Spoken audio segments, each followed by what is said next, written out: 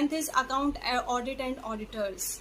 First case is Kingston Cotton Mills Company Limited.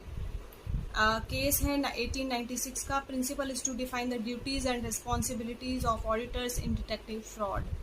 Second is London and General Bank Limited. 1895 का case है. Principle is to address the auditor duty to report the share holder. 11th topic is dividends. इसमें जो first case है that is Bond versus Barrow Haematite Steel and Company Limited. Case है हमारा 1902 का और इसका जो प्रिंसिपल है वो है about discussion of the legality of dividend payment out of capital. Second is Spanish Prospecting Company Limited. 1911 का केस है. Principle is to clarify that the dividend can only be paid out through profits. And 12th topic है हमारा oppression and mismanagement. उसमें जो first case है that is Needle Industries India Limited versus Needle Industries Newey India Holding Limited और ये case है हमारा 1981 का. Principle is to provide the relief to minority share holders in case of operation.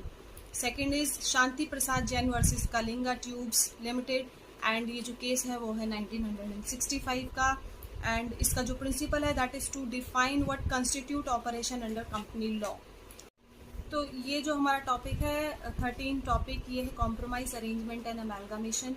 इसमें जो हमारा first topic है first जो हमारा केस लॉ है वो है Mihir H Mafatlal versus Mafatlal Industries Limited 1996.